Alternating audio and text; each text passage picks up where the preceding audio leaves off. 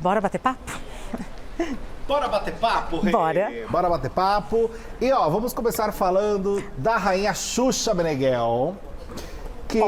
Olha o tablet dela. Ela tem um tablet, gente. Segura aí, Regina. Quer ajuda, amiga? Foi. Foi, mas precisar de Eu ajuda, rodava, ele não rodava junto, tá vendo? Mas agora veio. Ele foi. Pronto. Ele foi. Se precisar de ajuda, estamos aqui também, viu, amiga? Joia. Mas enfim, o que aconteceu, gente, é que a Xuxa contou em um podcast uma reunião. Olha só esse absurdo, gente. Uma reunião que aconteceu para impedi-la de engravidar.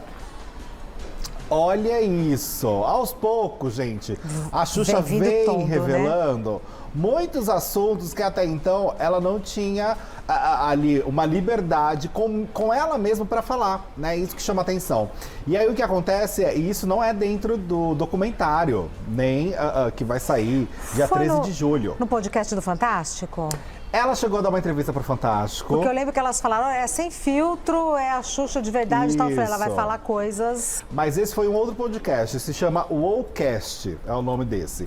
E aí lá ela acabou revelando como foi esses bastidores ali, da virada de chave dela, para quando ela começou a perceber alguns comportamentos que ela não enxergava como problemático, com relação a Marlene Matos, mas que depois, quando estava ali perto dos 30 e dos 30 adiante, ela viu que algo muito esquisito, legal, né? Que tinha uma relação meio tóxica, uma coisa meio esquisita. Vamos ver esse trechinho que ela falou dessa história? Vamos, super. Roda aí pra gente ver. É tenso, né? Essa muito revelação tenso. que ela contou, né, gente? Muito triste, sério. Ela falar que mulheres que tiveram filhos estavam ali falando com ela, mostrando a barriga, né? E falando, ó, se você tiver, você vai ficar assim. Né? E é o que ela conta ali nesse trecho do podcast. Então, aos poucos, a Xuxa está trazendo à tona muita coisa que aconteceu ali numa época de ouro, né? Que todo mundo a via somente como alguém muito alegre, muito feliz, sempre muito disposta, mas as dores não existiam, como se ela fosse uma pessoa impossível de sentir dor, né? De sentir ali uma questão num momento mais delicado, ou um desejo, né? E muito manipulada. Não vai não vai ficar grávida agora, porque senão a barriga vai ficar... E se ficar? E se ficar, qual é o problema? A vida dela. Tanto que ela teve filho e... Mas enfim, ela contou, né, que por volta desses 30 anos de idade, foi quando ela começou a ter essa relação de perceber como a vida acontecia, que não era algo muito saudável. Daqui a pouco vamos falar, ainda com relação à Xuxa, gente, uma outra história envolvendo Marlene Matos e um produtor da Xuxa que fez uma acusação muito grave. Ele revelou algo dos bastidores que aconteceu, que foi uma agressividade que aconteceu nos bastidores e que a Xuxa até então não sabia dessa história. Ela foi pega de surpresa? A Xuxa foi pega de surpresa porque ele disse que ela não tinha ideia do que aconteceu. Mas já eu te conto. Já venho. Mas enquanto você vê alguns comentários também relacionados a essa história, vamos comentar agora com relação à Xuxa ainda, né? Porque foi o que eu falei. Deus. De um produtor, gente, lá, quando trabalhou com a Xuxa no Show da Xuxa, que foi um programa... Década de 80. Década de 80 ali, que bombou muito. E aí, o nome do produtor, gente, é Guto Graça Mello. E ele contou que Nossa, Guto, produtor musical, famosíssimo. Isso mesmo. Ele estava gravando, na época, o Show da Xuxa 2, né? E ele que ia dirigir, inclusive, o DVD, a gravação toda. O que aconteceu, gente, na época foi o seguinte. Ele chegou a comentar que ele deu um tapa na Marlene Matos por conta de uma situação que aconteceu nos bastidores dessa gravação. Ele revelou isso para o canal Corredor 5, que é um podcast. Ele falou o seguinte, que ele precisou se ausentar do estúdio porque o Boni chamou ele ali para uma conversa e a Xuxa estava aguardando para começarem as gravações desse DVD. DVD, gente, eu fico com DVD na cabeça como se tivesse DVD. Mas enfim, desse show da Xuxa 2. E aí o que acontece é que ele falou o seguinte, que ele abaixou ali a luz do estúdio, pegou ali um travesseiro, colocou pra Xuxa dar uma descansada enquanto teria essa reunião, porque ela tava com uma energia muito boa pra gravação. Ele falou, eu vou tentar segurar essa energia dela. Vou ir pra reunião e volto. Isso, pra ela não ficar dentro do estúdio bagunçando. Desperdiçando. E desperdiçando energia. Que é assim que funciona, né? Sim. Muito inteligente da parte dele fazer isso. Falou pra ela ficar quietinha. Aí ele falou que não lembra quanto tempo demorou essa reunião, mas que quando ele voltou para dirigir, né, a gravação toda, quem estava ali na comunicação falando com a Xuxa era a Marlene Matos.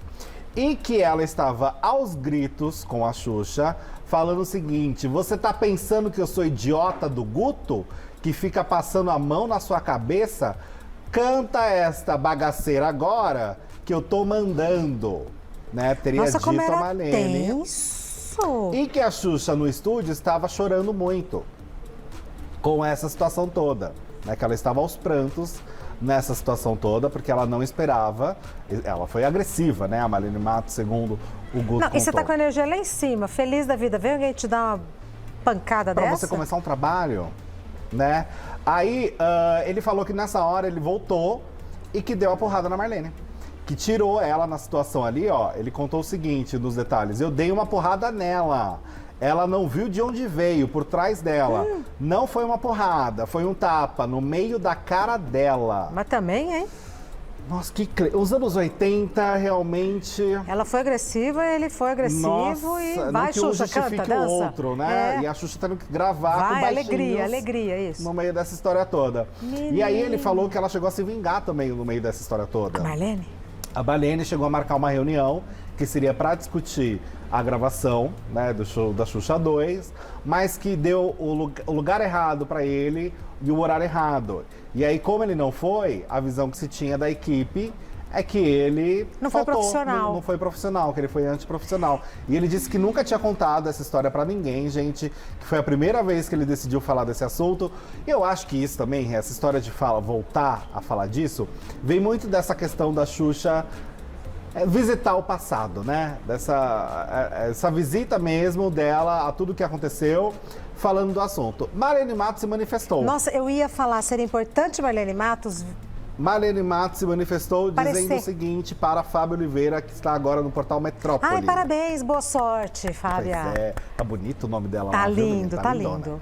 Falou o seguinte, a Marlene: eu não tenho versão para o que não é verdade, mas vou pedir ao doutor Luiz Mário, meu advogado, para investigar essa história da carochinha. Disse Marlene Matos, falando então, dando a entender que é uma tudo isso é mentira, invenção. que é uma grande invenção o que aconteceu. Lembrando, gente, que o documentário nem saiu, que as histórias não foram divulgadas na sua amplitude e que isso é só o começo de fuçar todo esse engasopei, gente. Mas de fuçar esse lixo todo que aconteceu ali pra... enfim, a galera tá querendo saber como que foi este passado de Xuxa, Marlene Matos, essas tretas todas. É um passado interessante, que é o marco da história brasileira, mas que aos poucos vão surgindo histórias pesadas, né? Mas choca Porque muito. não são histórias leves, Rê. Choca muito o que a gente via e o que acontecia por trás. Sim, sim, Nos sim. bastidores. É tudo muito chocante. É, porque a gente não imagina quão baixo é, né? No sentido de agressivo mesmo, de tudo que aconteceu, de todas as partes. Parecia ser sempre uma coisa muito na violência, né? Tudo sempre no grito, no berro. Não, e ela apaga. Vai lá e... Marionete, né? Vai lá e faz seu né? show, volta. Um robô que Vai tem lá que ir, voltar, ir, voltar. E sempre assim, né? E Não sai pode mudar da nave nada. alegre, e tem que estar alegre, Não feliz pode o ficar tempo grávida, todo. não pode nada. É tudo proibido, não pode namorar, não pode fazer nada, né? É sempre muito punitivo, é sempre muito pesado a história toda.